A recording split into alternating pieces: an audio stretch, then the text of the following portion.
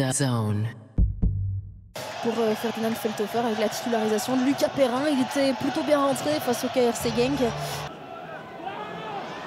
Aguikoum va chercher Felipe Augusto, Thibaut Somers avec le ballon qui retombe dans les pieds, l'intervention de Youngdahl. Et puis derrière le raté d'Eric Nunez. Verticalité. Et ça passe avec un petit peu de chance. Sakamoto encore, Sakamoto, faut l'arrêter. Ça finit au fond. Issa Sakamoto est tout simplement inarrêtable depuis son arrivée en Jupiler Pro League. Pour Frigan. Frigan, qu'est-ce qui va nous sortir de son chapeau? La tentative, cadrée, certes.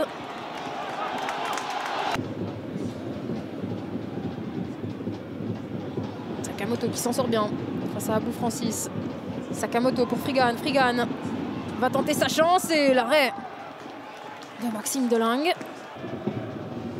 5 minutes avant la mi-temps. Vanderbruggen pour Gary Magnier. Là, il y a une grosse faute aux abords de la surface. Emin Beram qui va être averti à son tour. Alors que vous voyez, on a déjà commencé à négocier du côté d'Haute-Cousse. Négocier un penalty. Ça n'a pas joué à grand.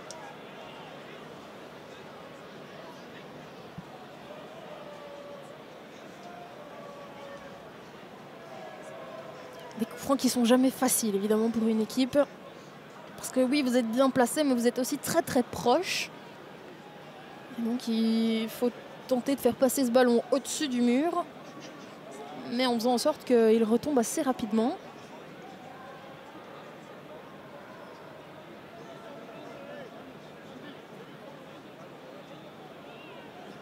Oui, Nathan Verbomen qui est en communication avec Tubize, visiblement. On est en train de checker. Est-ce que cette faute a eu lieu en dehors ou dans la surface? Et évidemment, si la faute a eu lieu dans la surface, eh bien, penalty il y aura.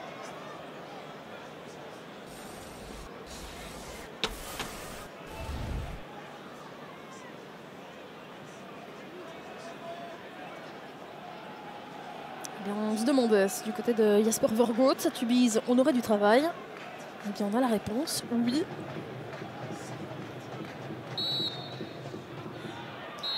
Et c'est bien un penalty.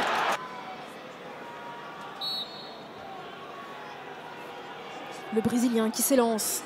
Felipe Augusto et l'arrêt de Youngdahl. Sensationnel. Décisif, le gardien danois. Il faut dire aussi que...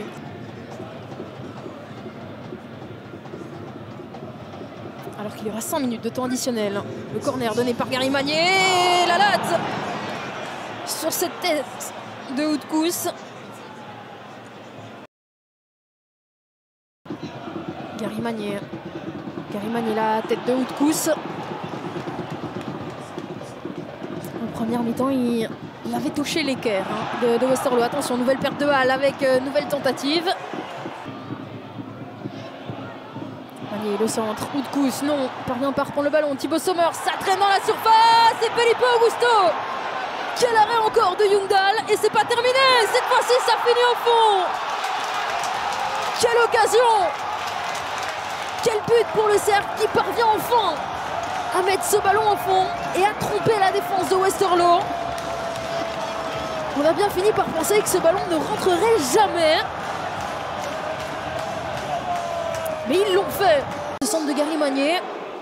Un ballon qui traîne un petit peu dans la surface. Perrin qui se manque un peu. Augusto qui tombe une nouvelle fois sur Youngdahl. Et puis derrière...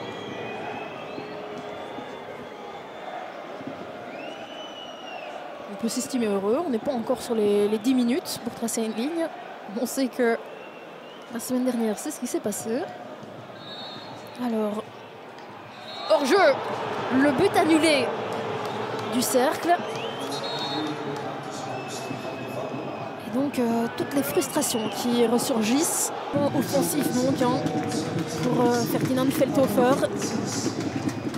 Il joue sa première carte. Première cartouche à la Minda dont on attend peut-être un petit peu plus ici en Jupiler Pro League. Pas assez décisif. moins cette saison. Menkebus, Alcocer, Westerlo pour punir peut-être le cercle et mettre le but du break. Alcocer et l'arrêt de Maxime Delangue, c'est pas terminé. Si Lucas Perrin qui dégage loin devant. Nunez, qu'on voit un petit peu moins dans cette deuxième période. Bien joué avec Minda. Minda qui doit mettre ce ballon au fond et c'est chose faite. L'égalisation d'Alan Minda.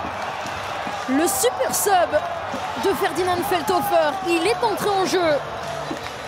Et le voilà déjà décisif. Alan Minda. Lui qui est à la recherche de temps de jeu. Attention à ce ballon, Alcocer. Frigan ne doit pas être hors jeu. Il doit un peu ralentir là. Alcocer qui va tenter sa chance et la bonne sortie de Maxime Delangue. Gary Magnier. Et non, on ne laissera pas jouer, c'est terminé. Nathan Vorbomen qui siffle la fin de cette rencontre.